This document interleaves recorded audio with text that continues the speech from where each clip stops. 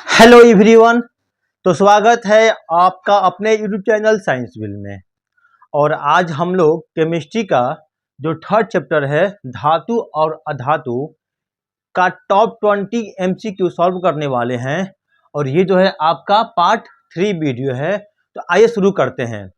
और आज का मोटिवेशनल लाइन है, मेहनत करके हम बुरे से बुरे वक्त को भी अच्छे में बदल सकते हैं। कैसे बदलेगा?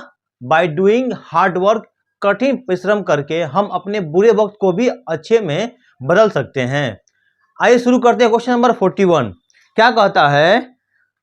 अम्लीय कॉपर सल्फेट के विलयन का विच्छेद विद्युत विच्छेदन कराने पर कॉपर सल्फेट का विलयन है। कैथोड, विद्युत अपघटन, एनोड, इनमें से कोई नहीं। देखिए जो हमारा कॉपर सल्फेट है CuSO4 कॉपर सल्फेट, ठीक है। जब हम लोग कॉपर सल्फेट में विद्युत को प्रवाह करेंगे, आपको यहां पे दिख रहा होगा, जब प्रवाह करेंगे तो हमारे कैथोड पे क्या आएगा? जो आपका शुद्ध कॉपर होगा वो कहां पे आएगा? वो कहां पे आ जाएगा? तो कैथोड पे आ जाएगा। और एनोड पे क्या आएगा? जो आपका अशुद्ध कॉपर होगा वो कहां आ जाएगा? एनोड पे आ जाएगा, ठीक है। और नीचे जो है आपका जो एनोड मड है, ठीक है, एनोड पंख बोलते हैं, वो कहां हो जाएगा? नीचे जो क्या होगा? नीचे बैठ जाएगा। कहां पे? एनोड के नीचे बैठ जाएगा, एनोड के पास में। तो यहां पे जो कॉपर सल्फेट हम लोग क्या किए हैं? तो हम लोग विद्युत अपघटन किया गया है, विद्युत को प्रवाह करके इसको कॉपर को निकाला गया है। तो आपका जो सही ऑप्शन हो जाएगा, जो बी ऑप्शन है विद्युत अपघटन, वो क्या होगा? इसका राइट आंसर हो जाएगा। क्वेश्चन नंबर 42 अम्लीय कॉपर सल्फेट में विद्युत धारा प्रवाहित करने पर अविलय अशुद्धियां एनोड तली पर विक्षेपित होती हैं, जिससे कहा जाता है, ठीक है। देखिए वही अभी जो मैं बताया था, जो नीचे जो हमारे अशुद्धियां बैठ जाएंगी, ये क्या है हमारा? तो अविलय अशुद्धियां जो नीचे बैठ गई हैं, ठीक है, इसे क्या कहते हैं? हम लोग एनोड पंख कहते हैं, एनोड पंख कहते हैं। जो कि आपका जो सी ऑप्शन है वो क्या हो जाएगा? इसका राइट आंसर हो जाएगा, ठीक है। चलिए आगे बढ़ते हैं। क्वेश्चन नंबर 43 निर्लज कैल्शियम क्लोराइड को कहा जाता है। देखिए निर्लज में से जहां पे जल ना हो, यानी कि ड्राई कैल्शियम कार्बोनेट को क्या कहते हैं हम लोग? तो ड्राई मीन्स होता है शुष्क, होता है शुष्क कर्मक बोलते हैं। क्या बोलते हैं? शुष्क कर्मक बोलते हैं। जो कि आपका जो ऑप्शन जो ए है वो क्या हो जाएगा? इसका सही जवाब हो जाएगा, ठीक है। क्वेश्चन नंबर 44 सिल्वर को वायु में छोड़ देने पर यह किस तत्व से अभिक्रिया करती है जिससे उसकी सतह काली हो जाती है? जब हम लोग सिल्वर को हवा में खुला छोड़ देंगे तो ये क्या करेगा? सल्फर से अभिक्रिया कर लेता है। किसे करेगा? सल्फर से अभिक्रिया करके क्या बना लेगा? सिल्वर सल्फाइड का फॉर्मेशन कर लेता है, जिससे वो क्या हो जाती है? वो काली हो जाती है। तो आपका जो इसमें जो सी ऑप्शन है वो क्या हो जाएगा? इसका जो है राइट आंसर हो जाएगा, ठीक है। क्वेश्चन नंबर 45 लंबे समय तक लोहे की कांटी को आर्द्र वायु में छोड़ देने पर उसके सतह पर किस रंग की परत जम जाती है? जब हम लोग लोहा को लंबे समय तक हवा में छोड़ देंगे तो वो जो है भूरा रंग का हो जाएगा, ब्राउन कलर का हो जाएगा। जो कि आपका जो ऑप्शन जो डी नंबर है वो क्या हो जाएगा? इसका जो है सही जवाब हो जाएगा। ये पीछे भी हम लोग पढ़ चुके हैं। और लोहे में जंग न लगे, इसका उपाय क्या है? तो इसका उपाय ये होता है कि हम लोग क्या करें? लोहे में लोहा को पेंट कर दे, ऑयलिंग ग्रीजिंग कर सकते हैं, या गैल्वेनीकरण गैल्वेनाइजेशन, लोहे के ऊपर क्या करेंगे? जिंक का कोटिंग चढ़ा दे, जिंक का परत उसके ऊपर का लेप लगा दे, एक ये भी हम लोग कर सकते हैं। तो ये से हम क्या होगा? लोहा में लोहा को जंग लगाने से हम लोग क्या कर सकते हैं? बचा सकते हैं। चलिए क्वेश्चन नंबर 46 अगर लोहे में 0.05% कार्बन मिला दिया जाए तो क्या हो जाता है? अगर हम लोग लोहा में 0.05% कार्बन मिला देंगे तो लोहा जो है और प्रबल हो जाएगा, और स्ट्रांग हो जाएगा, और हार्ड कठोर हो जाएगा। ठीक है। तो जो कि आपका जो बी ऑप्शन है प्रबल तथा कठोर हो जाता है। Very easy question. Question number 47, मिश्र धातु कांसा होता है। देखिए जो कांसा होता है इसको हम लोग बोलते हैं ब्रॉन्ज बोलते हैं, ठीक है। तो ब्रॉन्ज में क्या होता है, ब्रॉन्ज में कौन कौन धातु से मिलकर बना होता है, तो ये कॉपर से मिलकर बना होता है और टीन से मिलकर बना होता है, ठीक है। टीन, कॉपर से, कॉपर एंड टीन से मिलकर बना होता है, ठीक है। हमारा कौन सा, हमारा जो हमारा ब्रॉन्ज है कॉपर और टीन से मिलकर बना होता है। तो ये क्या है, एक एलॉय है, एक मिश्र धातु है। एक क्या है हमारा, एक मिश्र धातु है। मिश्र धातु क्या होता है, जब धातु और धातु का समांगी मिश्रण या धातु और अधातु का समांगी मिश्रण को हम लोग क्या कहते हैं, मिश्र धातु कहते हैं, ठीक है। तो ये जो है क्या होता है, विद्युत का हमारा कुचालक होता है। इसमें जो है विद्युत प्रवाह नहीं करती है, किसमें, हमारे कांसा में।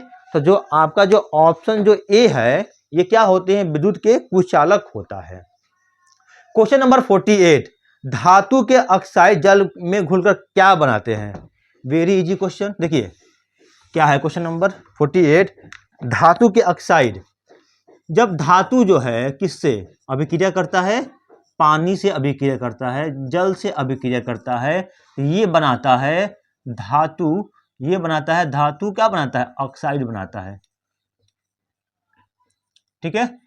और ये जो होता है हमारा किस किस प्रकृति का होता है, ये जो हमारा क्षारीय प्रकृति का होता है, क्षारीय नेचर का होता है। देखिए एग्जाम्पल देखते हैं हम लोग। सोडियम हो गया, एक धातु हो गया, और जल में क्या आ गया हमारा, तो पानी हो गया। जब इससे जल नहीं, यहाँ पर हो जाएगा हमारा ऑक्सीजन, यहाँ पर क्या होगा हमारा, तो ऑक्सीजन हो जाएगा, ठीक है। सोडियम प्लस O2 क्या बनाएगा, ये बना लेगा हमारा Na2 बना लेगा, धातु ऑक्साइड, सोडियम ऑक्साइड, सोडियम धातु हो गया, ऑक्साइड ऑक्साइड रहेगा, तो क्या बना, सोडियम ऑक्साइड। ये कैसा होगा, तो ये जो है क्षारीय नेचर का होगा। और जब हम लोग पानी मिला देंगे, इसमें क्या मिला दिए, वाटर को ऐड कर देंगे, इसमें H2O मिला देंगे, तो ये क्या बन गया हमारा, तो ये बन गया NaOH, सोडियम हाइड्रो ऑक्साइड बन गया, सोडियम हाइड्रोक्साइड बन गया, जो कि क्षार है, ठीक है। ये हमारा उदासीन है, उदासीन होता है, और ये क्या है हमारा, तो क्षार हो जाएगा, ठीक है। तो यहाँ पे जो धातु ऑक्साइड होते हैं वो क्या होते हैं, क्षारीय होते हैं।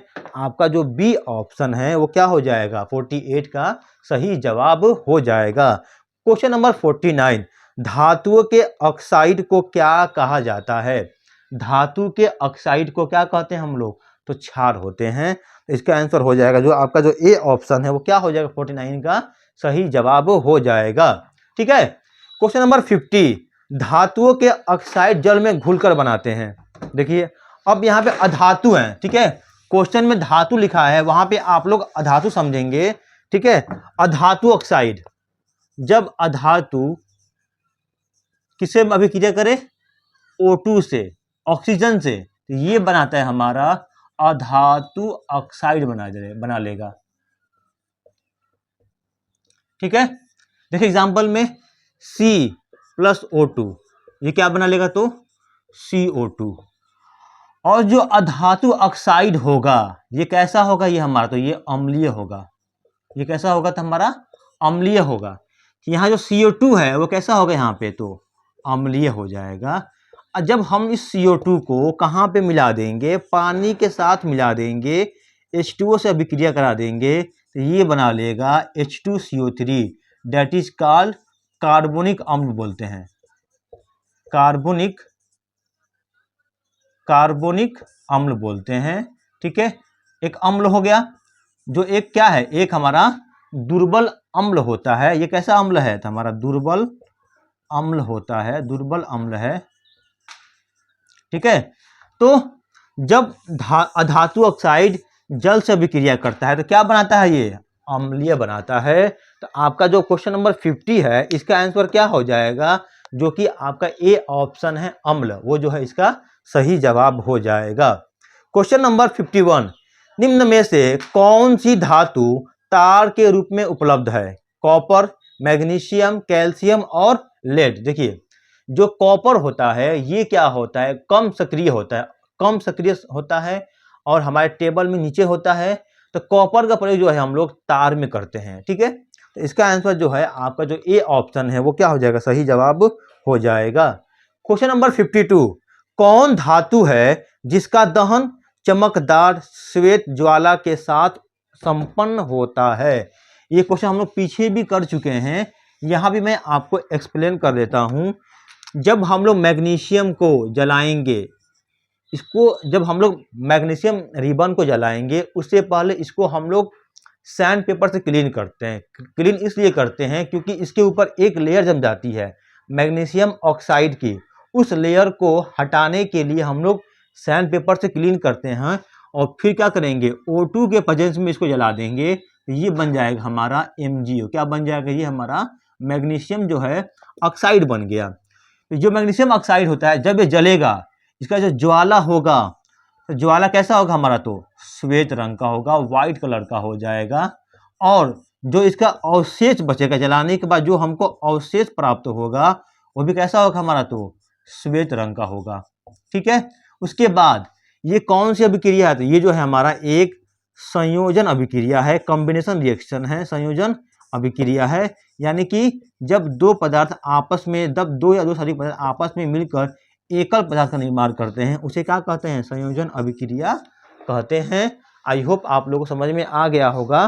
तो आपका जो इसका जो बी ऑप्शन है मैग्नीशियम 52 का जो सी ऑप्शन है मैग्नीशियम, वो क्या होगा, राइट आंसर हो जाएगा। क्वेश्चन नंबर 53, निम्न में से कौन सी धातु है जो उच्च ताप पर भी ऑक्सीजन से अभिक्रिया नहीं करती है। देखिए आपको यहाँ पे सक्रियता श्रेणी का टेबल दिख रहा होगा, इसमें आप देख सकते हैं कि जो धातु H के ऊपर में है वो अधिक सक्रिय होते हैं, जो नीचे होगा वो क्या होगा, कम सक्रिय होगा। क्वेश्चन में पूछा गया है जो उच्च ताप पे ऑक्सीजन से अभिक्रिया नहीं करती है, ठीक है। तो इसका आंसर हो जाएगा हमारा जो हमारा AU जो है हमारा, जो गोल्ड है, कॉपर हो गया, मरकरी हो गया, गोल्ड हो गया, सिल्वर हो गया, प्लेटिनम हो गया, ये सब क्या है हमारे तो कम सक्रिय धातु होते हैं जो ऑक्सीजन से अभिक्रिया नहीं करते हैं, ठीक है।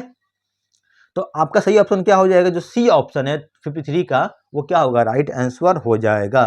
क्वेश्चन नंबर 54, सोडियम और पोटेशियम धातु तेजी से अभिक्रिया करता है। किससे अभिक्रिया करता है तेजी से, गर्म जल के साथ, ठंडे जल के साथ, भाप के साथ।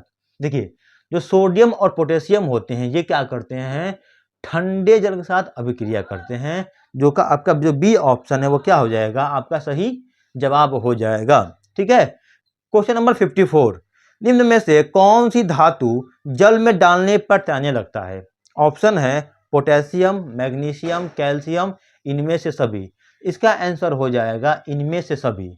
हम लोग पोटेशियम को, कैल्शियम को, मैग्नीशियम को जो पानी में मिलाएंगे तो ये सब क्या करेंगे, पानी में तैरने लगेंगे। तो इसका सही जवाब हो जाएगा जो डी ऑप्शन है, इनमें से सभी, ठीक है।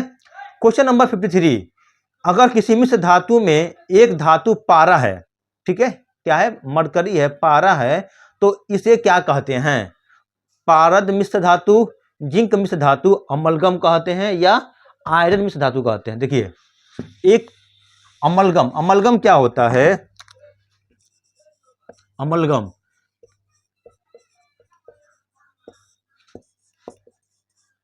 देखिए जब हम लोग क्या करें, अमलगम क्या होता है, जब पारा के साथ यानी कि मरकरी के साथ कोई भी धातु जो है जब अभिक्रिया करता है उसे क्या कहते हैं, हम लोग अमलगम कहते हैं। जब पारा के साथ कोई अन्य धातु अभिक्रिया करता है उसे हम लोग अमलगम कहते हैं। जो कि आपका जो सी ऑप्शन है वो क्या होगा, इसका जो है सही जवाब हो जाएगा। और पूछे अगर आपसे जो पारा होता है, पारा का अयस्क क्या होता है, इसका अयस्क होता है हमारा सिन्ना बार, ठीक है। पारा को हम लोग पारा का अयस्क क्या होता है, सिन्ना बार होता है। क्वेश्चन 57, लोहा निम्न में से किस धातु को उसके लवण से विस्थापित कर सकता है। Sodium, potassium, magnesium, copper. देखिए इस सक्रियता श्रेणी में जो एलिमेंट Fe यानी कि जो आयरन के ऊपर हैं उनको उसके यौगिक से बाहर नहीं कर सकता है। और जो एलिमेंट Fe के नीचे हैं उसको जो कॉपर, उसको Fe क्या करेगा, उसको मतलब कि विस्थापित कर सकता है। तो यानी कि जो हमारा कॉपर हो गया, मरकरी हो गया, क्या बोलते हैं, गोल्ड हो गया, सिल्वर हो गया, प्लेटिनम हो गया, इनको जो है Fe जो है विस्थापित कर सकता है उसके लवण से।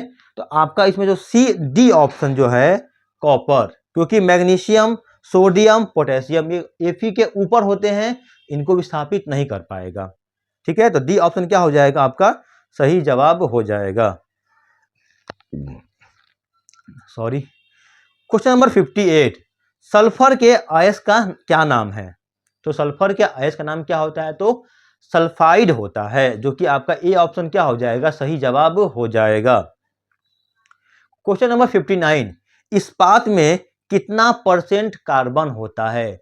तो आपका इस्पात में 2%, ओनली 2% कार्बन हम लोग मिलाते हैं। तो आपका जो डी ऑप्शन क्या हो जाएगा, 59 का सही जवाब हो जाएगा। क्वेश्चन नंबर 60, निम्नलिखित में से कॉपर का अयस्क कौन है? Cuprite, bauxite, cinnabar, calamine. देखिए, कॉपर का बक्साइट होता है, कौन सा? क्यूपराइट होता है, क्योंकि कॉपर और क्यूपराइट मिल रहा है। ठीक है, तो ऐसे याद रखेंगे हम लोग। आपका जो ए ऑप्शन क्या हो जाएगा, सही हो जाएगा।